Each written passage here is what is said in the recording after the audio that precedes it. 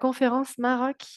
Encore merci d'être présent ce midi. C'est toujours, je vais essayer de faire ça pour que ça rentre vraiment dans l'heure du lunch.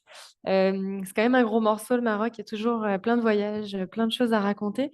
Donc l'idée, ça va vraiment être je veux dire, ça va surtout être de présenter l'esprit, l'ambiance de chaque voyage. Mais c'est clair que si vous voulez vraiment plus de détails sur les itinéraires, ben, n'hésitez pas à m'appeler ou à venir nous rencontrer au bureau. Là, j'ai des cartes. Puis bon, ben, il y a les carnets aussi de chaque voyage en ligne pour vraiment le jour par jour plus détaillé. Là, on va vraiment passer à travers l'ambiance. Un petit mot rapide de présentation de Caravanier pour ceux qui ne nous connaissent pas. Donc, ça fait 25 ans, 26 maintenant même, qu'on est établi ici là, à Montréal, au Québec. On a une belle équipe. Ça fait, c'est ça, j'ai mis des petites photos comme ça là pour vous montrer un peu. On est une petite dizaine au bureau en permanence. Puis les personnes qui travaillent au bureau sont aussi tous des hybrides un peu à- entre terrain, bureau, à guider aussi. Donc, on est vraiment en plein contrôle, je dirais, de tous nos voyages parce qu'on les guide aussi, on voyage aussi. On a aussi d'autres guides plus indépendants qui gravitent autour de Caravanier, mais qui guident de façon régulière pour certains depuis 25 ans. D'autres des petits nouveaux plus récents aussi qui s'ajoutent à la gang. Mais donc, ce qui fait qu'on a ouais, une belle équipe. Pas trop grande, parfaite, c'est la taille parfaite pour encore avoir le plein contrôle de tous nos itinéraires, puis d'avoir vraiment le plaisir de tout créer, de vraiment d'avoir la main mise sur tout ce qu'on fait et d'avoir aussi la chance de pouvoir les guider, les accompagner dans la plupart des destinations. Le Maroc fait partie justement des destinations que... pourquoi ma petite photo se met pas? Ah oui, bah attendez, je vous parle des destinations guidées du Maroc juste après, parce que il y a la présentation de l'équipe. Avant ça, je continue juste pour terminer, pour conclure avec justement Caravanier. Quand vous choisissez Caravanier, ben, il y a le volet voyager, évidemment, c'est pour ça que vous voyagez avec nous. Il y a le volet agir. Donc, agir, ça passe par plusieurs actions parce qu'on est vraiment conscient quand même des dommages qu'on peut porter à notre planète en voyageant. Donc, c'est pas sans conséquence. Donc, on essaye vraiment de faire les choses bien. C'est toujours tendance à évoluer. On reste pas sur nos acquis non plus. Il y a des acquis quand même qui restent en place, mais ça évolue. Parmi les acquis, donc quand vous voyagez avec Caravanier, ben, vous compensez à 100% votre crédit carbone pour vos voyages aériens. On espère aussi bientôt, là, on est en train de mettre ça en place, mais pour tout, la compensation terrestre également. Mais donc, le voyage aérien est compensé via Planétaire. Euh, Planétaire, en général, tous les fonds qui sont reversés, souvent pour des actions qui sont d'ordre social à l'étranger.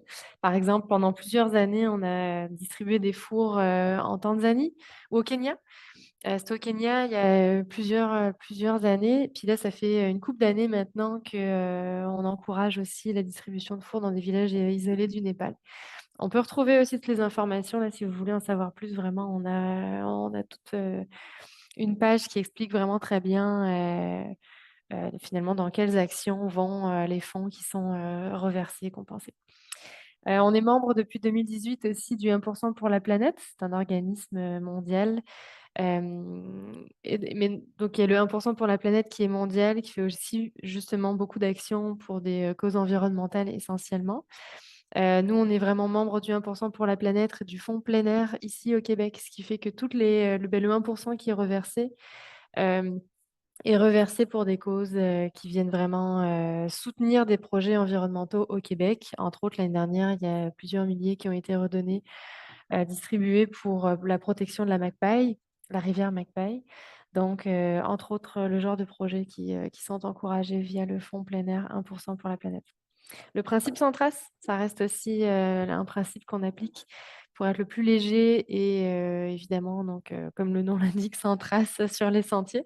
Donc, nos guides sont très sensibilisés. On sensibilise aussi nos équipes locales qui le sont déjà en général, mais c'est sûr qu'on fait aussi en fonction avec la réalité de chaque pays qu'on visite, mais ça reste une grande implication, une grande importance pour nous. Puis on sensibilise aussi nos voyageurs, donc ça fait partie de l'esprit, de l'ambiance quand on voyage, en tout cas avec nous. Vous y êtes aussi très sensibilisés, que ce soit dans la préparation ou sur place. Un mot rapide juste pour me présenter. Donc, ben, c'est vrai que je ne l'ai pas fait en arrivant, mais donc moi, c'est Ophélie. Je travaille depuis à peu près 7 ans chez Caravanier.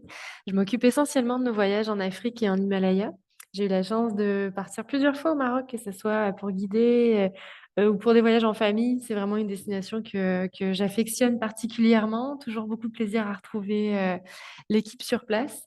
Alors voilà, ça me fera plaisir de vous présenter le Maroc. Puis justement, l'équipe. Comme je le disais tantôt, le Maroc, le Pérou font partie des destinations, en l'occurrence l'Équateur, on en a d'autres, où il n'y a pas nécessairement un guide caravanier d'ici, du Québec, qui part parce que vous êtes super bien encadré par une équipe locale, francophone, avec qui on travaille depuis super longtemps. Au Maroc, là, on a une belle petite idée de notre belle équipe sur place. Ça fait une quinzaine d'années, voire plus, là, 15-18 ans, je pense qu'on travaille avec eux, donc qui restent inchangés. On a Marie Lassène avec qui on travaille, là, qu'on voit sur l'écran. Puis ensuite, là, il y a toute une panoplie de guides, cuisiniers, logistiques, bref, ils sont tous là. Euh, donc c'est ça, c'est vraiment la plupart de notre équipe locale sont d'origine berbère. Comme je disais, ils parlent très bien français, donc c'est eux qui vous accueillent à destination.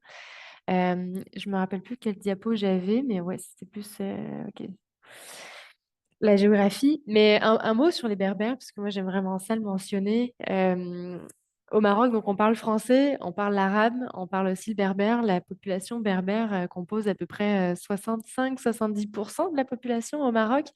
Ils ont une très forte présence malgré, il y a plusieurs centaines d'années, l'invasion arabe qui a créé vraiment toute cette mixité, puis je veux dire, cette culture qu'on retrouve au Maroc.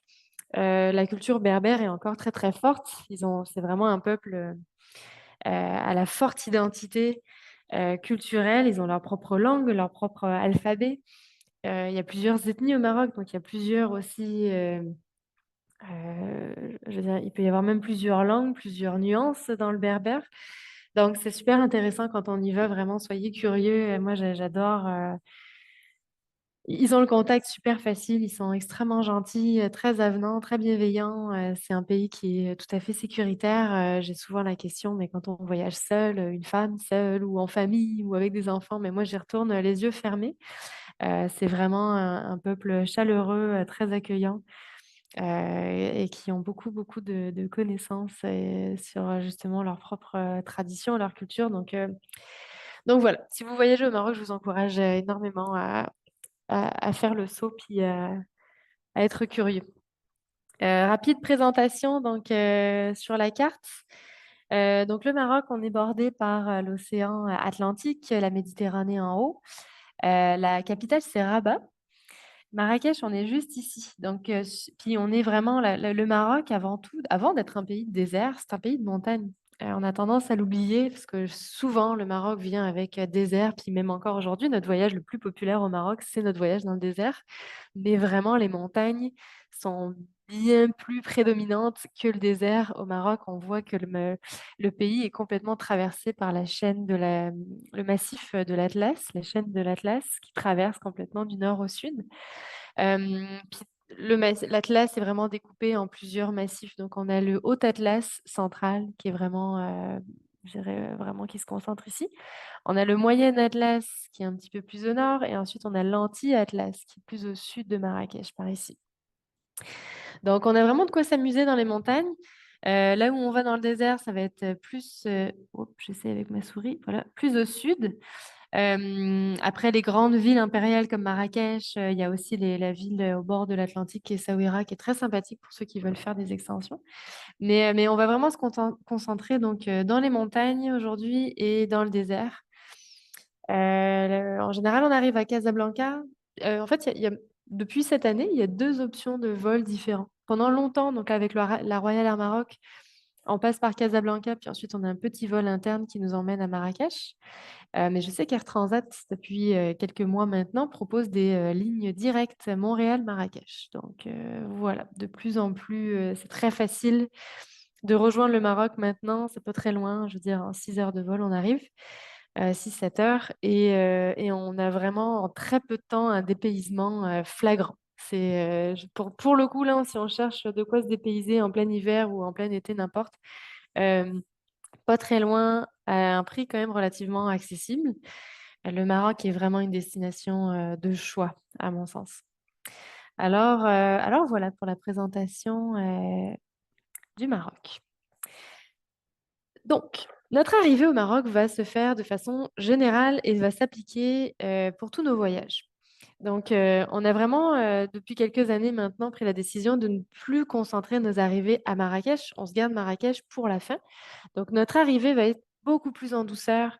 Vous allez arriver, souvent les vols arrivent le matin ou en début d'après-midi. Donc, c'est parfait. Ça vous laisse le temps de vous déposer. On garde le tumulte de Marrakech pour la fin. On va plutôt aller dans une petite auberge, une petite auberge super charmante qui est au pied des montagnes. On n'est pas très loin, mais ça commence. En fait, on commence à prendre la route qui va nous emmener vers l'Atlas. On dort dans une auberge, donc comme je disais, super charmante, confortable. Comme ça, on se dépose, on se remet du décalage horaire. Puis souvent le lendemain, c'est là qu'on va commencer à entamer la route pour notre trek. Donc, euh, donc voilà, pour les arrivées au Maroc, c'est pas mal. Puis ce principe-là, on l'applique dans beaucoup de nos destinations. Si on regarde juste de façon générale chez Caravanier, c'est vraiment une règle qu'on aime appliquer, c'est une arrivée plus en douceur. Euh, Au Népal, on n'arrive pas à Katmandou direct, même si notre avion arrive à Katmandou. Tout de suite, on va amener nos voyageurs à Bhaktapur, qui est une petite ville impériale aussi, vraiment magnifique, beaucoup plus calme, beaucoup plus posée. Ça permet vraiment de se mettre en douceur, puis de garder le tumulte des grandes villes vraiment pour la fin. À Cusco, c'est pareil, au Pérou. On n'arrive pas tout de suite à Cusco, on va vraiment aller à Pisac, qui est un petit village beaucoup plus charmant, mignon, tranquille aussi. Et on se garde aussi les grandes villes plutôt pour la fin. Et donc justement, Marrakech, ça va être notre dernière étape. Tous nos voyages se terminent aussi à Marrakech. On y reste souvent 2 nuits, ce qui nous permet d'avoir une journée complète pour vraiment profiter de la ville. C'est une ville assez fascinante. Il y a plusieurs personnes, je dirais, c'est soit on aime, soit on n'aime pas Marrakech. Il faut pas y rester non plus. Je conseillerais pas d'y rester 2 semaines à Marrakech. C'est sûr qu'on ferait vite le tour, puis au bout d'un moment, on s'ennuierait. Il y a plein d'autres choses à faire ailleurs. Mais quand même, je trouve que d'y rester 2, 3 jours à Marrakech, je trouve ça vraiment le fun. C'est fascinant, c'est passionnant. Il y a des beaux musées. Ça grouille de partout, c'est plein de vie, c'est comme je disais, ultra dépaysant. Euh, les souks, on pourrait y passer des heures juste à éveiller tous nos sens, que ce soit en regardant toutes ces couleurs, les épices, bref, ça sent bon, ça sent toujours plein de choses, les bruits aussi, bref, il y a quelque chose, je trouve, d'hyper envoûtant dans cette ville-là. Elle peut dérouter certaines personnes parce que justement, ça grouille, c'est intense, on se fait souvent achaler dans les souks, bref, c'est comme un jeu aussi qu'il faut tenir. Mais en même temps, c'est drôle. Je veux dire, quand on est bien préparé, puis quand on n'a pas nécessairement trop d'attentes, se laisser porter un peu par la vibe là, de Marrakech, c'est très sympathique. Puis il y a des très belles adresses où manger. Au niveau de la gastronomie, là, on mange super bien. Donc, euh, donc non, c'est une très belle étape à faire, je trouve, à la fin. Là, on voit, par exemple, la place Sadjema Afna, qui est la place la plus touristique. Je ne conseillerais pas d'y rester des heures parce que ça peut vite être oppressant, mais quand même, faut y passer le soir. Là, on voit les petites gargotes de rue qui prennent vie. Il y a toujours des chanteurs, des danseurs. Bref, il y a toujours un paquet de choses qui se placent sur cette place, justement. Mais aussitôt qu'on s'en éloigne, après, c'est beaucoup plus calme. C'est assez fascinant. Là, on dort dans des petits riads qui sont des hébergements très traditionnels. Et souvent, c'est comme des petits oasis en ville. C'est peut-être quelques petites chambres, vraiment des hébergements à taille humaine, là, peut-être 6 chambres qui se composent autour d'une petite cour intérieure. Puis on arrive dans ces hébergements-là, même si on entend dehors tout le vacarme qu'il peut y avoir, tu arrives dans ces hébergements, puis c'est une bulle de détente. C'est calme, c'est souvent très joli, très charmant. Donc c'est aussi ça, Marrakech. Donc, belle étape qu'on propose donc à la fin de tous nos voyages. Donc là, vous avez vraiment disons, l'arrivée et le départ qui est semblable pour tous les voyages que je vais vous présenter. Ah, bah justement, j'avais quelques photos de Marrakech. Donc, c'est le plaisir d'y flâner. Vous n'êtes pas guidé quand vous allez être à Marrakech. On laisse vraiment ça libre. Donc, ça vous permet vraiment d'aller vous perdre, d'aller visiter les musées que vous voulez. Les repas sont inclus là dans nos voyages. Donc, on se retrouve quand même au restaurant le soir. Mais la journée, là, c'est vraiment le plaisir d'aller flâner en ville. C'est beaucoup. Ouais, là, on voit justement le type de riad dont je vous parlais qui se composent vraiment. Les espaces de vie, les chambres sont tous autour de petites cours comme ça, intérieures qui se connectent. Bref, c'est très, très, très agréable. Effectivement, le thé, ça fait partie des choses qui vont rythmer votre quotidien, peu importe le voyage que vous allez faire. Mais la tradition du thé, au Maroc, il n'y a pas d'alcool, on est dans un pays musulman. Donc après, c'est sûr qu'à Marrakech, dans des restos un peu plus fancy, bon, bah, vous pouvez vous faire plaisir à la fin, là, si vous avez le goût de boire un petit cocktail ou un verre de vin, ça se trouve. Mais sinon, dans le reste de notre voyage, là, ce qui va vraiment vous permettre de vous rassembler, ben, c'est un thé à la menthe. Puis il y a plein de choses qui peuvent se passer autour d'un thé à la menthe, que ce soit pour débuter la journée, pour le goûter en arrivant, le soir pour terminer la journée avant d'aller se coucher. Parfois, c'est juste quand on partage un moment avec quelqu'un, ça se passe souvent autour d'un thé. Même à Marrakech, si vous tentez de négocier un tapis, ça peut se terminer autour d'un thé à la menthe. Donc, c'est vraiment quelque chose d'extrêmement culturel. Euh, la culture du thé, puis du thé à la menthe, là, c'est vraiment quelque chose que vous allez vivre au quotidien. Et ça, c'est ma cocotte quand on était en voyage en famille. Elle a vite adopté aussi le pli du thé à la menthe. Euh, Également la nourriture, la gastronomie marocaine, je dirais. Un de mes coups de cœur. Si certains où est-ce que je voulais m'en venir avec ça? Mais bref, un de mes coups de cœur, c'est clair que ils sont capables aussi de s'ajuster s'il y a des restrictions alimentaires, végétariens, n'importe. On est capable de s'ajuster. C'est sûr que plus ça devient compliqué, ben, plus c'est difficile pour eux de s'ajuster aussi dans le contexte de voyage qu'on a, qui est quand même souvent en région isolée. Puis même à ça, je veux dire, si on commence à chercher sans gluten, etc. Parfois, on est plus limité même à Marrakech pour trouver des alternatives. Donc, juste à prendre en considération, mais quand même, au-delà de ça, c'est une destination où on se régale. C'est aussi beau que bon. Là, on voit typiquement le type de lunch qu'on peut avoir le midi euh, quand on s'arrête là pour les pique-niques. Que ça soit des crudités, des salades composées, bref, c'est toujours aussi beau que bon. Le soir, ça va être plus des tagines, des plats en sauce, des soupes. Donc ouais, vraiment la gastronomie là, c'est bon, c'est parfumé. L'automne, c'est une saison idéale. On a souvent les dattes, les figues qui viennent s'ajouter. Donc ouais, en tout cas, on se régale vraiment au Maroc. Donc c'est pas la destination où on perd du poids après notre trek. C'est pas vrai. Ça s'applique pas pour le Maroc, pas du tout. D'autres exemples de petits lunchs qu'on a pour le pique-nique le midi, là, ça peut être vraiment très très varié. Ouais, encore. Bon, j'en avais mis quelques-unes.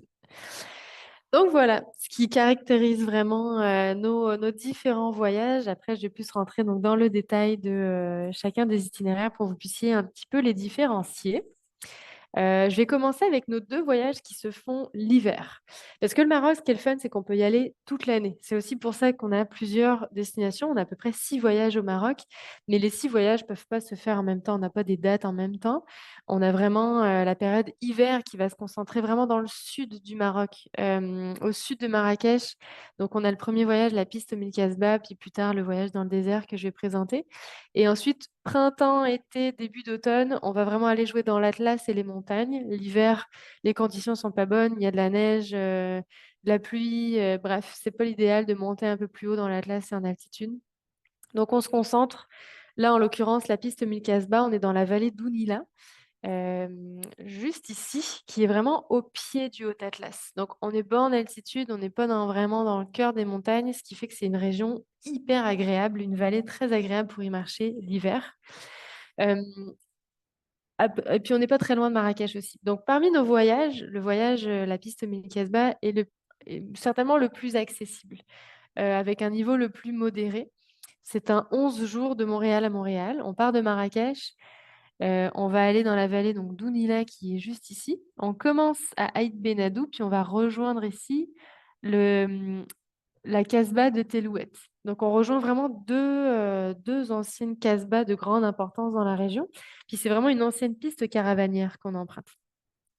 C'est très diversifié comme trek. C'est le seul voyage qu'on fait en gîte chez l'habitant seulement. Donc ça, par exemple, le Ksar d'Aït Benadou. On est vraiment plus au sud, on est dans un massif pré-saharien, c'est très sec. On voit vraiment l'architecture aussi qui est très, je veux dire, en terre, là, en pisé. C'est vraiment très, très traditionnel du sud marocain. Puis comme je disais, en fait, ces anciennes pistes caravanières de la vallée d'Ounila, c'était vraiment les marchands de l'époque qui passaient, c'était comme des douanes un peu là. On passait de Ksar en Casbah. Puis un Ksar, c'était une sorte de village fortifié, une sorte de forteresse. Puis ils venaient vendre leurs biens les plus précieux. Puis à une certaine époque, le sel était bien plus précieux, les épices que le sel, les épices que l'or. Donc c'est ce qui venait vraiment, ils transitaient pour aller rejoindre les villes de Marrakech, mais avant de pouvoir s'y rendre, bah, ils passaient par différentes Ksar et Casbah qui étaient dirigées par des glaouis et des chefs. Donc, on commence au Ksar d'Aït Benadou, puis on va vraiment monter progressivement. C'est une randonnée muletière, donc on est accompagné par des mules qui portent toute la logistique. Vous portez que votre sac à dos de jour sur ce voyage. Puis en fait, la règle se veut aussi pour tous nos voyages au Maroc. Vous portez seulement toujours vos sacs à dos de jour avec votre nécessaire de la journée. Le reste des bagages est soit porté par des mules ou par des dromadaires. Euh, je me réorganise dans ma tête. Voilà. On... La vallée d'Ounila, on est vraiment à la continuité de la rivière Ounila qui porte le même nom. Ce qui fait qu'on va vraiment avoir une évolution dans les paysages. J'aime vraiment beaucoup ce voyage. C'est un voyage qu'on peut très bien adapter aussi d'ailleurs pour des familles. On ne le mentionne pas sur le site. On ouvre des dates, c'est surtout pour des voyages réguliers, je veux dire, adultes. Mais je l'ai fait aussi avec ma famille.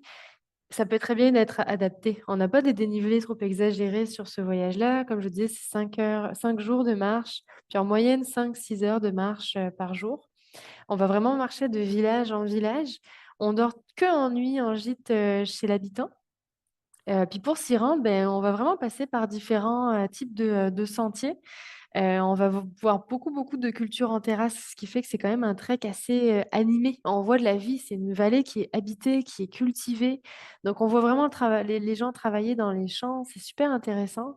Je trouve au printemps, tout est en fleurs, ça commence, là, c'est vraiment très, très beau. À l'automne, c'est plus la saison des récoltes. Donc dans les deux cas, je trouve qu'il y a vraiment il y a une belle diversité dans les paysages. Mais bon, il n'y a pas que le printemps puis l'automne, là. On peut vraiment y aller tout au long de cette période-là, là, de octobre à avril. C'est une très, très belle période. Sur l'itinéraire, on peut voir aussi plusieurs casbahs abandonnées comme ça, donc des anciennes maisons finalement traditionnelles là, qu'on peut croiser. Donc ça reste aussi, ça donne vraiment une couleur puis un paysage assez unique. On longe une gorge comme celle-ci qui est vraiment, on la traverse même, puis ensuite on remonte un petit peu plus haut dans les montagnes, mais c'est super, super beau. Le village d'Amenitar qui a inspiré Majorel de plusieurs tableaux quand il a passé du temps au Maroc, qui est très photogénique, qui est vraiment très très beau. Donc on y passe aussi ouais, par ces petits villages-là. Il y a plusieurs maisons troglodytes aussi, anciennes maisons troglodytes plus habitées, mais souvent parfois ça va être il y a comme des greniers de villages qui sont encore fonctionnels, où ils viennent vraiment, les villageois viennent y mettre et entreposer des vivres pour l'hiver, des choses qu'ils veulent garder vraiment au sec. Ça a vraiment une capacité de bien conserver les choses. Donc, il y a vraiment plusieurs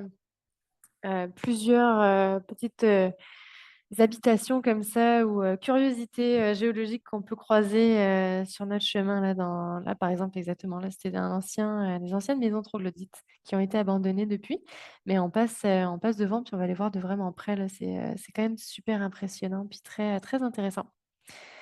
L'exemple vraiment typique là, de la vallée d'Ounila, donc ça peut être très très vert comme ça, comme je disais, c'est irrigué, c'est cultivé, et en même temps on voit le contraste avec les montagnes vraiment sèches là, d'une couleur parfois ocre.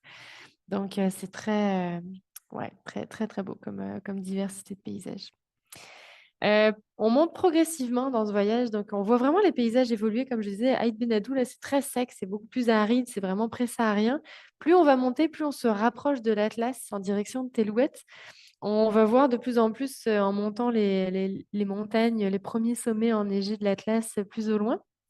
On va aller dans je pense, notre dernière étape du voyage, on est autour de Tirouza, on est à peu près à 2000 mètres d'altitude. Donc, on a vraiment changé d'ambiance, même l'architecture est un peu plus différente. Ça évolue vraiment, là, on le voit justement l'Atlas au loin. Donc, on termine un peu avec cette note-là. C'est vraiment une belle diversité en très peu de jours finalement, parce que comme je disais, c'est 5 jours de marche. Euh, Ça, c'est la casbah de Telouette, justement. Un petit mot sur les hébergements en gîte chez l'habitant. Euh, les gîtes chez l'habitant, souvent, c'est des annexes, des extensions, ou des annexes ou des parties de la maison qui ont été réaménagées par les habitants pour pouvoir accueillir des voyageurs. Donc, souvent, c'est très rustique ou assez sommaire, je dirais. Donc, on n'est pas dans des petites auberges. Je veux dire, aussi confortable qu'on peut avoir au début du voyage ou par exemple à la fin à Marrakech, mais ça fait partie vraiment de l'expérience. Ça reste très chaleureux, ça donne vraiment un goût, une expérience, on est vraiment chez les gens. Parfois, c'est sous forme de dortoir, on ne peut pas garantir d'occupation simple sur ce voyage ou nécessairement une occupation double. Ça arrive que vous soyez en occupation double, ça dépend le niveau d'occupation, mais parfois c'est sous forme de dortoir. Donc, juste considérer ce volet-là. Les salles de bain sont partagées, donc il n'y a pas de chambre avec salle de bain privée nécessairement, mais il y a salle de bain, toilettes, douche, etc. à disposition dans les gîtes. Donc voilà niveau confort pour ce voyage, mais c'est ce qui crée vraiment, je trouve, la beauté de cet itinéraire, c'est qu'on ait vraiment un contact plus privilégié qu'avec les autres voyages. Alors, je regarde rapidement, non, il n'y a pas de questions, ça a l'air d'aller. Good. Notre autre itinéraire qui se déroule en hiver, avec la saison idéale de octobre à avril à peu près, ça va être les montagnes volcaniques et les dunes sahariennes. Comme je disais, ce voyage, ça va être pas mal le plus populaire qu'on a chez Caravanier. Donc, on a vraiment plusieurs départs tout au long de la saison. C'est un voyage de 15 jours de Montréal à Montréal et on va vraiment aller faire deux massifs. Il y a deux portions de trek dans cet itinéraire. Pour vous situer un petit peu, la première portion de trek, on va descendre, on traverse l'Atlas et on va arriver le Saro, dans le massif du Saro, qui est un massif présaharien juste ici. Et on va terminer plus tard, je vous remontrerai la carte pour aller dans le désert, puis on va vraiment terminer la route par là. Donc pour aller rejoindre le désert et le Sahara, c'est une longue route. On n'a pas le choix. Puis la plupart de nos itinéraires traversent cette route-là vers le sud pour traverser le Haut-Atlas. On n'a pas le choix. En fait, il n'y a qu'une route. Âme sensible, en tout cas, si vous êtes sensible en auto, dans les transports, peu importe, c'est de la route de montagne. On est au Maroc. Quand on traverse l'Atlas, là, on en a pour 2 3 heures à vraiment passer un col à 2200. Puis hop, on replonge. Une fois qu'on a passé une fois qu'on a passé les montagnes, à partir de là, ça va super bien. On va traverser la grande vallée du Dra, puis l'immense palmeraie du Dra pour rejoindre le désert. Donc la route est vraiment belle. Moi, je trouve que c'est une des plus belles qu'on peut trouver au Maroc. Elle est hyper diversifiée. En une journée, on passe par des sommets enneigés à des palmiers. Donc c'est assez trippant, mais elle est longue. Donc on s'attend quand même à faire une bonne journée de route pour aller rejoindre le Saro. Puis la journée de route au retour va être tout aussi longue. Euh, donc le Saro, première portion de trek. Sur ce voyage, donc vous allez être accompagné par une équipe de muletiers pour la portion du Saro. Plus tard dans le désert, ça va être des chameliers avec des dromadaires. Donc, même chose. Toute la logistique est portée. Là, on va vraiment partir en autonomie. Puis, c'est un voyage en campement. Donc, vraiment en itinérance. On va dormir à un endroit différent à chaque fois. Le Saro a vraiment une caractéristique particulière là dans sa géologie. Comme je disais, vraiment un massif qui est volcanique. Donc, ça peut être vraiment de la roche noire, très contrastée. Les sentiers, comme on le voit là au Maroc, c'est très rocailleux. Donc, même dans les autres itinéraires dont je vais vous parler, là, ça reste un peu dans le même esprit de sentier. Le Saro aussi, c'est un massif qui est très peu habité, très peu fréquenté. Je pense que certainement le coup de cœur même de notre équipe locale. À chaque fois que je parle du Saro avec les guides, c'est vraiment leur coup de cœur. De tous les massifs, ils préfèrent le Saro parce que vraiment, il est peu fréquenté, il est encore super isolé et il est souvent traversé beaucoup par les nomades. qui transhument, qui passent par le Sahara parce qu'ils transhument entre le désert et l'Atlas, autant à l'automne qu'au printemps, pour aller faire paître leurs bêtes, puis aller chercher de la nourriture.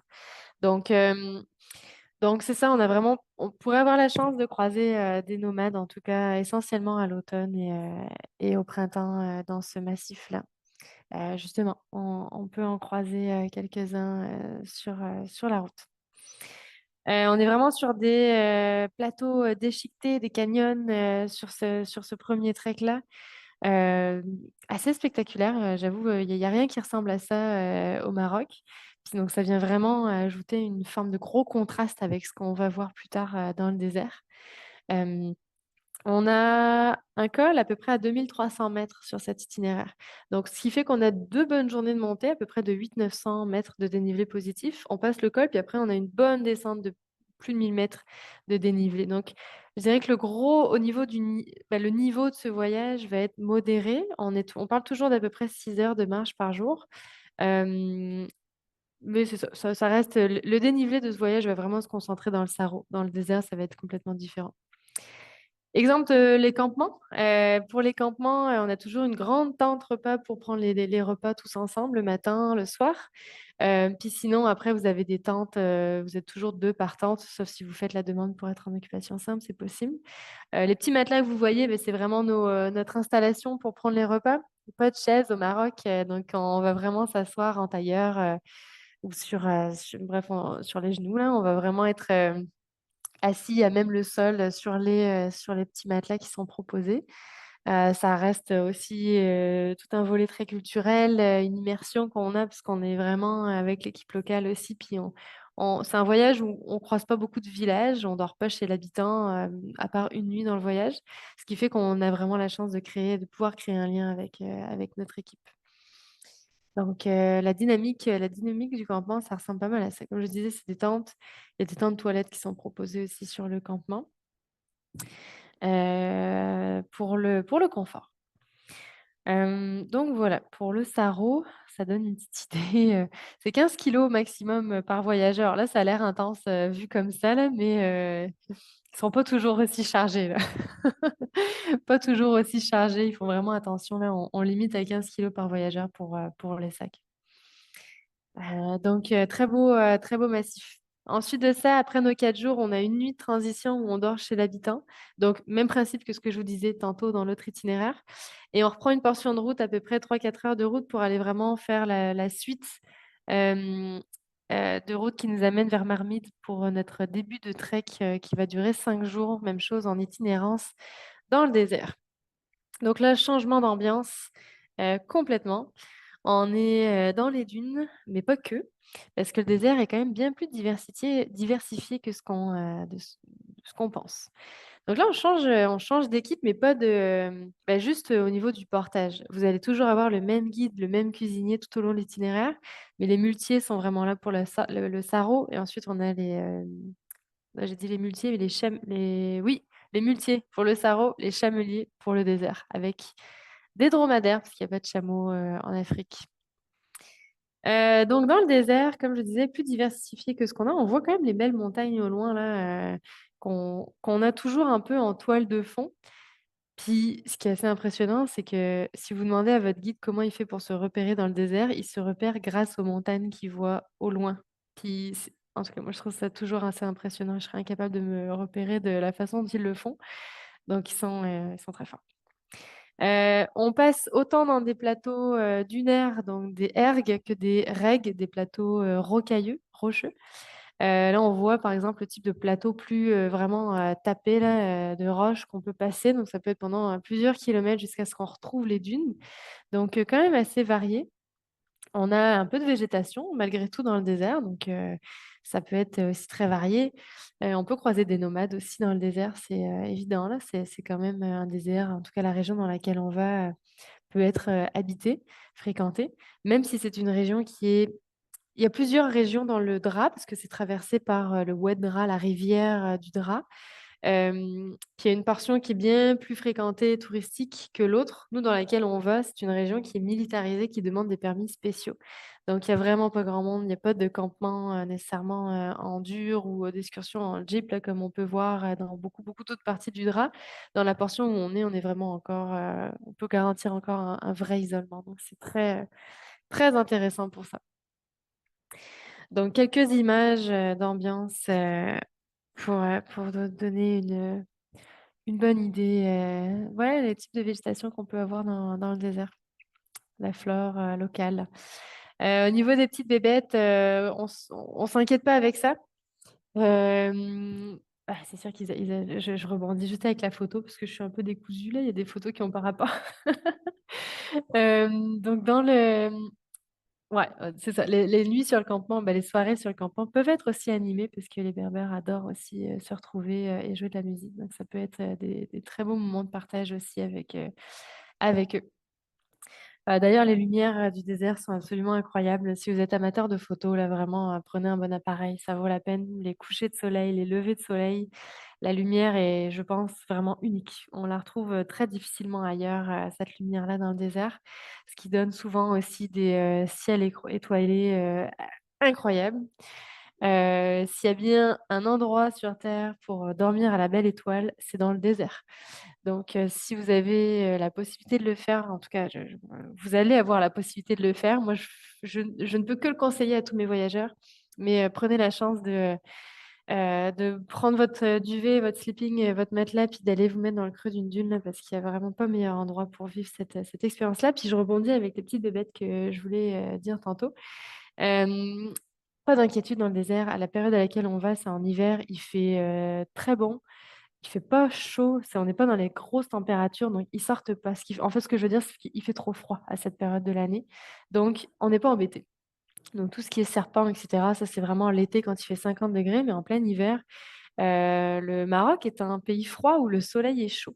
Donc, le soleil il peut être chaud la journée, mais encore une fois, quand on y va en plein hiver, il va faire peut-être entre 25, 30 à peu près. Mais le soir, c'est pas rare qu'il fasse autour de 5 degrés et moins. Dans le Sarraut, il peut faire autour de 0 degré. Il peut faire vraiment froid la nuit dans le Sarraut, voire un peu autour du négatif. Mais donc la journée, c'est beaucoup plus agréable. Mais aussitôt que le soleil se couche, on sent vraiment une amplitude au niveau de la température. Donc, avoir quand même un petit équipement pour le froid, là, ça vaut la peine. Mais sinon, la journée, ça reste très, très agréable. Voilà pour le désert. Puis pour l'hiver. J'avance tranquillement dans les saisons, puis là je vais arriver dans la saison, les saisons de transition. Donc là, ça va comporter saison printemps et saison automne. Et en l'occurrence, le massif du Sirois est un voyage qui peut très bien se faire à ces deux saisons-là. Donc en avril-mai et en octobre-novembre. Le Sirois, c'est vraiment le moment idéal. On est dans l'anti-Atlas, au début de l'anti-Atlas. Donc, on est toujours au sud de Marrakech. On traverse encore une fois les montagnes de l'Atlas pour vraiment aller rejoindre un peu plus au sud par ici, au début de l'anti-Atlas, le massif du Sirois. Ce voyage, on est dans un voyage de 12 jours, c'est 6 jours de marche. Parfait aussi pour ceux qui veulent s'initier à ce type de voyage parce qu'il est super bien balancé. C'est comme un peu, moi je trouve ce voyage, c'est le meilleur des deux mondes entre initiation, vie en campement, on dort sous tente, mais on a aussi quelques nuits en gîte chez l'habitant. Donc, on va vraiment avoir ces deux ambiances-là. On passe par des endroits vraiment isolés, vraiment montagne, et en même temps, on va passer par des petits villages. Donc, on a ce côté aussi, ce volet culturel qu'on peut retrouver dans ce voyage-là. Même chose en termes de géologie, assez unique qu'on retrouve là. On a vraiment des pics comme ça. Vraiment qui sont uniques dans cette région du Sirois, puis c'est aussi la raison pour laquelle on y va, parce que c'est absolument magnifique. Euh, on... Le printemps et l'automne, comme je disais, là, c'est vraiment une belle période. Au printemps, les arbres vont être vraiment en fleurs, ça va être magnifique. Mais à l'automne, il va y avoir la culture du safran, en fait. C'est vraiment une vallée qui est très réputée pour la culture du safran, ce qui fait qu'on a vraiment les crocus mauves en fleurs à l'automne, fin octobre, début novembre. Puis début novembre, c'est la saison de la récolte. Donc c'est vraiment un temps très, très, très minutieux de récolte un par un à la main du pistil. qui est revendu très cher, puis on comprend pourquoi après les avoir vus travailler. Mais donc, ce qui fait que ça en fait vraiment une période, je trouve, d'autant plus intéressante, le Sirois, à l'automne, parce qu'il y a ce volet-là de découverte aussi de cette région, ouais, très, très intéressant. On voit là le type de paysage dans le Sirois qui évolue vraiment entre paysage très minéral, de la roche noire, volcanique, à ces montagnes-là, où ça va être très sec. On change complètement de type de couleur, de paysage. Je disais que c'est aussi un bon premier voyage, donc au niveau de la diversité. C'est aussi un beau premier voyage pour ceux qui veulent faire un premier sommet, parce qu'on fait le sommet du Sirois qui est à 3 300 mètres à peu près.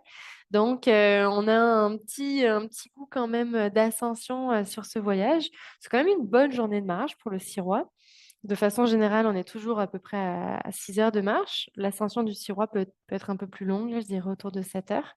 On est vraiment dans de la roche comme on le voit. Donc, il y a peut-être arrivé en haut du sommet, là, il y a quelques mètres où on cède un petit peu des mains, puis on est vraiment sur une zone très, très rocailleuse. Mais sinon, ouais, le genre de belles perspectives qu'on peut avoir aussi de là-haut avec une belle vue sur le massif aux alentours.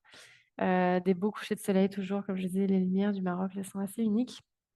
Donc, on a un beau volet, une belle diversité dans ce voyage entre justement les nuits sous tente en montagne et les nuits en gîte chez l'habitant où on va vraiment avoir un contact plus rapproché et privilégié avec euh, les habitants qu'on va croiser sur notre chemin. Puis, donc, comme je disais, là, on voit justement quelques moments pris pendant la récolte du safran. C'est vraiment assez impressionnant là, à observer quand on sait vraiment le travail très minutieux et fastidieux que ça prend. Donc, voilà pour le sirois.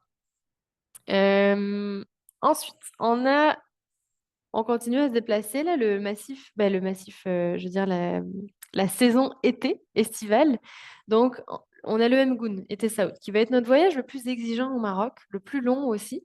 C'est un voyage de 17 jours et je trouve que c'est clairement, en tout cas, pour les personnes les plus en forme ou qui veulent chercher vraiment un voyage de montagne, c'est le voyage le plus complet, le plus diversifié qu'on va avoir au Maroc. Il est vraiment, vraiment cool. Moi, je pense que c'est clairement un de mes préférés parce qu'il vient vraiment chercher plusieurs vallées, plusieurs ambiances aussi. Et on va faire l'ascension du Mgoun, qui est le troisième sommet du Maroc, à 4000 et quelques mètres d'altitude. Donc, bien moins fréquenté que le Toubkal, qui est le premier sommet qui est à 4100 et quelques mètres. Bien moins fréquenté, plus long et difficile, plus long, pas plus difficile, mais plus long d'approche que le Toubkal, donc ce qui rend aussi la randonnée bien plus intéressante. Une petite carte pour vous situer. On va débuter dans la vallée d'Ounila sur ce voyage. Donc, on commence dans la vallée d'Ounila à peu près, pas du tout au même endroit que notre voyage, la piste Mille-Casbah, mais on est dans ce coin-là. Et on va monter progressivement pour aller rejoindre la vallée de Tessaout avant de faire l'ascension du Mgoun pour ensuite traverser, redescendre et longer la rivière, les pieds dans l'eau du Mgoun pour arriver et terminer dans la vallée des Roses, qui est ici, qui est pareil, une vallée pré-saharienne beaucoup plus sèche et contrastée complètement avec le reste que ce qu'on a eu quand on était au nord du massif de l'Atlas. Et ensuite, on va revenir donc à Marrakech. Donc là, on voit, on est vraiment dans ce massif-là. C'est 11 jours de marche, ce voyage-là. Donc, un peu plus long que les autres itinéraires qu'on offre. Euh, Au niveau des journées de rando, ben, ça va être vraiment assez diversifié, mais en moyenne, même chose. Étant donné que c'est le voyage le plus complet qu'on ait, la distance, ben, je veux dire, le plus complet en termes de niveau aussi, le niveau soutenu, je pense que c'est un niveau 3 celui-là. Il y a quand même des bonnes journées de marche avec des bons dénivelés à considérer. Euh, des dénivelés qui peuvent parfois être de 1000 mètres de dénivelé positif et négatif. Là, en l'occurrence, quand on fait l'ascension du Mgoun, prévoir une bonne journée de marche, plus longue aussi, d'à peu près 8 heures. Donc, c'est ça. Mais comme je disais, complet parce qu'on va vraiment venir chercher plusieurs vallées qui se ressemblent pas du tout. Puis on a le volet montagne qui est quand même très présent. On a quelques nuits dans l'itinéraire. On va dormir aussi en gîte chez l'habitant. On a, on a une approche vraiment plus lente, comme j'en parlais tout à l'heure là, mais le Toubkal, qui est le premier sommet, lui, il peut être fait sur 2 jours. Il est super populaire. Souvent, c'est une petite coche, une petite case qu'on vient cocher dans ce qu'on veut faire au Maroc. Puis les voyageurs partent de Marrakech, ils font ça sur 2 jours, clac, clac. Ce qui rend pas du tout l'ascension intéressante, alors que le Mgoun, le fait de passer par la vallée de Tessaout, puis d'avoir cette approche qui est vraiment plus lente, plus longue, on a une meilleure compréhension de la montagne, de ses villages, de la culture berbère aussi, qui est super présente. On arrive vraiment par une crête qui est spectaculaire aussi, c'est vraiment très très beau. Donc, il vaut vraiment bien plus la peine que de faire, à mon sens, le Toubkal qui est un peu trop fréquenté. Donc, voilà pour ouais, pour le Mgoun, là, on voit un petit peu le type de sentier puis de paysage qu'on peut rencontrer qui est quand même très, très varié là, entre quelques rivières, des traverses de rivières avant de remonter dans certaines vallées un peu plus éloignées. On a des super beaux villages de Mekdaz, en l'occurrence. On voit vraiment le type d'architecture aussi très traditionnel là, de la région, donc très intéressant. Exemple de paysage aussi qu'on retrouve quand on est plus haut en altitude, là, en montagne, pour faire notre ascension du Mgoun. Quelques photos aussi du village. Là, on voit la crête. On arrive vraiment par une longue crête avant d'arriver jusqu'au sommet, qui nous offre vraiment un point de vue à 360 là, sur toute l'Atlas. Donc, assez spectaculaire cette arrivée-là par le Mgoun. Très, très beau. Encore une fois, là, on voit l'ascension via la crête. C'est vraiment une belle marche d'approche. La descente par la vallée des Roses, puis la rivière du Mgoud, moi je trouve ça incroyable. Ça vient vraiment ajouter quelque chose encore de complètement différent au voyage. On change complètement d'environnement, de géologie aussi. On a les pieds dans l'eau pendant 2 jours à terminer cette gorge. Ça fait comme une impression de canyon. J'ai vraiment tripé moi dans cette vallée-là. Puis quand on arrive dans la vallée des Roses, là, c'est ça, on change complètement encore une fois d'architecture. On n'est même plus dans vraiment les mêmes ethnies berbères, ce qui fait que là on voit là, c'est beaucoup plus vert aussi, parce que forcément, ça, on est dans un massif présaharien, donc ça fait comme des petits oasis vraiment de verdure là. Il y a énormément de casbah aussi qu'on croise, des choses qu'on voit pas nécessairement avant dans l'itinéraire en montagne. Et donc là, on retrouve des casbahs dans la vallée des Roses. C'est super, super beau. Vallée des Roses, on l'appelle comme ça parce qu'il y a une grande, grande concentration et production de roses, mais la floraison des roses est très très courte. Ça, à peu près 2 semaines de floraison pour les voir en fleurs. Après ça, elles sont toutes récoltées, ramassées pour faire des élixirs, des huiles essentielles, des hydrolats. Bref, il y a énormément de production de roses dans la région. Et donc la production, c'est surtout en mai, début mai. C'est trop tôt pour faire le Mgoun. Donc, on s'attend pas nécessairement à avoir des roses, des rosiers en fleurs, mais il y a énormément de lauriers roses quand même tout au long de cet itinéraire. Donc, ça reste aussi très, très joli. Euh, donc, voilà pour le Mgoun. Donc, ça, c'est plus. En général, on y va juillet, août, voire début septembre pour celui-là. Ensuite, on a les hauts plateaux nomades à la vallée des Roses, justement. Donc, lui, on y va plutôt au printemps et à l'automne. Et quand je dis printemps, ça va être fin printemps et début d'automne. Donc ça, c'est un itinéraire que j'ai repéré l'année dernière. Puis on a eu notre premier groupe cette année. Je suis assez contente de voir que on a eu des très bons retours quant à cet itinéraire-là. Euh, on y va donc plutôt fin mi-juin, au mois de juin et au mois de septembre, dans mes souvenirs. Donc, les hauts plateaux nomades à la vallée des Roses, oups, j'avais pas de petite carte. On va aller chercher le Moyen Atlas. En fait, on est à la frontière entre le Haut Atlas et le Moyen Atlas pour les hauts plateaux nomades. On va vraiment débuter dans la région un peu d'Anergy, qui est la région qui a vu naître plusieurs membres de notre équipe locale, donc ils connaissent vraiment très bien, qui est une région très peu fréquentée, qui est bien loin des itinéraires classiques. Là, il n'y a vraiment pas grand monde qui vont par là. Mais ça vaut vraiment la peine parce qu'encore une fois, on est très isolé. On a un contact assez privilégié avec les nomades, des campements assez hallucinants. Là, moi, j'ai vraiment adoré découvrir les hauts plateaux. Puis quand on parle de hauts plateaux, on est souvent entre 2000 et 3000 mètres. On va vraiment naviguer sur ces hauts plateaux-là qui sont encore habités par des nomades et semi-nomades. Et c'est assez fascinant parce qu'on croise zéro village, on croise personne à part des nomades sur cet itinéraire-là. Donc c'est vraiment les nomades de montagne. Là, j'ai vu mais là, on voit justement un campement nomade dans les montagnes. Clairement, un campement temporaire, donc on sait qu'ils restent pas là à longueur d'année. Là, ils font vraiment leur transhumance puis leur transition au printemps et à l'automne. Il y a des belles forêts de genévriers tout au long de cet itinéraire-là aussi qui donnent vraiment une essence, une ambiance assez particulière là, dans le voyage. L'exemple de petits moments qu'on a pu rencontrer avec des semi-nomades, il y a des hébergements, des campements nomades dans des troglodytes, donc vraiment taillés dans la roche. Là, ils se sont installés ici.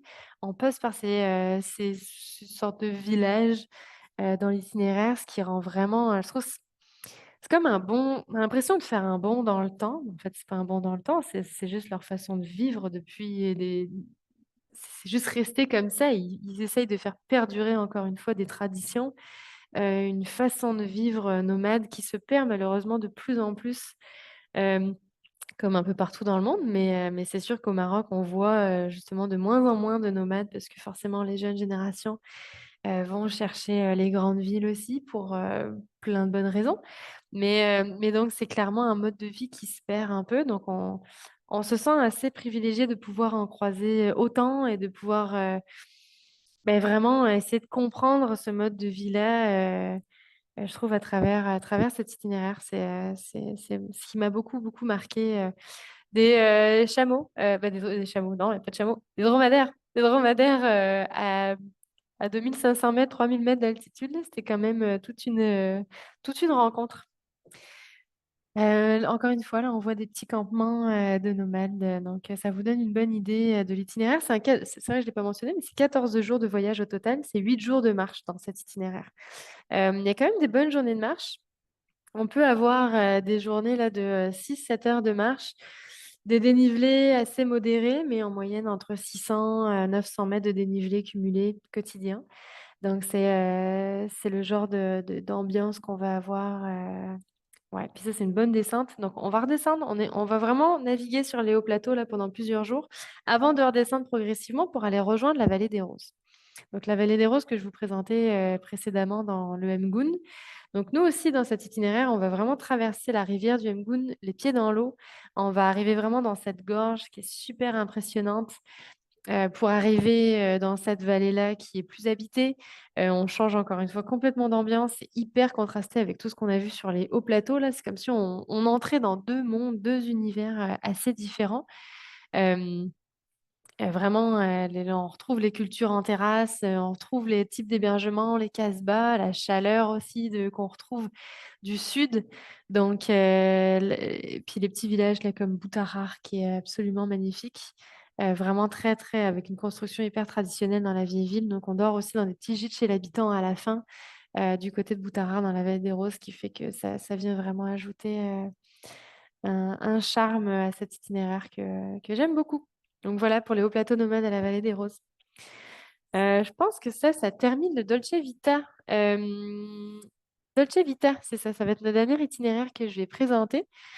Je regarde un petit peu l'heure pour voir où on en est. Qu'est-ce qui se passe maintenant? Donc, Dolce Vita, c'est le seul voyage qu'on va proposer qui n'est pas en camping ou en gîte chez l'habitant. On va que dormir dans des petites auberges, petites casbahs, très confortables. Donc, quand je dis que très confortable, c'est que là, chacun a sa chambre privée, sa salle de bain. On est vraiment dans un niveau de confort bien plus. En fait, il ressemble à notre catégorie de voyage Dolce Vita qu'on peut avoir aussi dans d'autres pays. On retrouve vraiment un niveau de confort assez, assez semblable. On va vraiment se concentrer dans la vallée d'Anergui, qui est aussi, en fait, bah, je veux dire, dans les hauts plateaux nomades là, dont je vous parlais juste précédemment, on est à la frontière entre le Haut Atlas et le Moyen Atlas. La vallée d'Anergui, en fait, est la vallée juste en dessous des hauts plateaux. Donc l'itinéraire avant, on est vraiment plus en hauteur, on va vraiment aller chercher des nomades en montagne. La vallée d'Anergui, elle est un petit peu plus basse en altitude. C'est un havre de paix. En fait, la Seine, qui est le boss de notre équipe à destination, lui, il a grandi ici. Initialement, il a grandi en tant que nomade avec ses parents sur les hauts plateaux. Donc lui, il a vraiment vécu le nomadisme jusqu'à l'âge de ses 8-9 ans, jusqu'à ce que ses parents viennent s'installer dans la vallée d'Anergui. Et ils habitent encore ici aujourd'hui. Donc quand on dort ici dans la vallée, on dort dans le lodge de la Seine, qui est géré encore par son frère, ses parents. Donc on est vraiment comme C'est un petit cocon là, c'est super confortable. On le voit, bah, c'est justement celui-là, le petit lodge de la Seine. Donc, très confortable, très charmant, les salons marocains comme on aime. Là, on va y rester. En général, dans cet itinéraire, on reste toujours à peu près 2 nuits au même endroit, ce qui fait que ça nous laisse vraiment le temps de nous poser, de profiter de l'endroit, de faire des marches dans les alentours. Là, il y a vraiment une belle gorge dans la vallée d'Anergui qu'on peut aller parcourir. Des beaux petits villages aussi à visiter. Il y a des jours de marché qu'on peut aller voir aussi, qui est super intéressant. Donc, puis, puis donc c'est ça, on revient dormir à l'hébergement, ce qui fait aussi un petit peu moins de transport de bagages. On a un soutien en Jeep sur cet itinéraire, donc on n'a pas de portage avec des animaux, mais donc ce sont des Jeeps qui portent toute la logistique. C'est un voyage qui est super accessible. C'est un voyage de 14 jours, puis c'est à peu près 8 jours de marche. Donc, super accessible. On parle d'à peu près 4-5 heures de marche par jour. Donc, vraiment le voyage le plus accessible qu'on offre au Maroc et le plus confortable aussi. Donc là, on voyait un peu la vallée d'Anergui. On va monter progressivement pour aller rejoindre le haut plateau par cette superbe randonnée. C'est quand même un bon dénivelé, là, à peu près 800 mètres de dénivelé positif là, pour monter jusqu'au plateau, mais ça vaut vraiment la peine. C'est superbe. On dort dans un campement nomade comme ici, mais on voit là, c'est vraiment des vrais lits. On a tout le confort possible sur place. On va y rester 2 nuits ici, ce qui va nous permettre d'avoir une petite marche, une petite marche, une journée, disons, de marche autour du campement sur les hauts plateaux pour aller aussi voir des villages de nomades et semi-nomades qui sont pas très très loin. C'est ce genévrier qui est absolument incroyable aussi sur le campement. Donc, voilà, ça c'est les seules 2 nuits qu'on va passer sous tente confortable. Le reste du temps, on est vraiment dans des super belles auberges, Casbah dans la région. Exemple, là, c'est les petits villages de nomades qu'on peut croiser justement en étant sur les hauts plateaux. Et on va aller faire la vallée d'Aïd Bougmez aussi. Là, on voit, c'est super enneigé. Ça, c'est une vieille photo qui a été prise certainement il y a longtemps, mais en été, parce que c'est un voyage qu'on va proposer l'été, en juillet-août, il y a peu de chances que ça soit aussi enneigé. Vallée d'Aïk Boudmez aussi, qui est assez superbe. Pareil, on passe toujours par des villages, même esprit qu'on a pu voir précédemment. Oups, sans transition, j'arrive ici. Donc voilà pour le voyage de chez Vita. Un petit mot rapide pour les familles, parce qu'on a aussi des voyages famille au Maroc qu'on peut très bien adapter. La vallée d'Anergui, entre autres, dont je viens vous parler chez la Seine, c'est vraiment un voyage qu'on peut très bien faire en famille aussi, qu'on peut adapter. Le voyage dans le désert aussi, on a un très beau voyage dans le désert à la relâche pour les familles qui est super accessible. Donc tout ça, c'est sur notre site. N'hésitez pas si jamais, mais il y a plusieurs itinéraires qu'on peut proposer même en liberté ou en privé. Donc pas nécessairement avec les dates du groupe. Donc c'est très facile de s'organiser pour un voyage en privé ou en liberté au Maroc. Voilà, je pense que ça rentre dans l'heure. Phew, c'est quand même un gros morceau de Maroc. Alors merci pour votre présence. Je regarde rapidement s'il y a des questions. Ça n'a pas l'air. Je vous laisse 1 ou 2 minutes si jamais, mais sinon, ben, je reste disponible. S'il y a besoin, questions, n'importe, suite à la conférence, j'espère que ça vous a donné une bonne idée, en tout cas, de nos différents itinéraires au Maroc. Et, ben voilà, je vous remercie. Merci pour votre présence. Puis au plaisir de se parler de cette destination.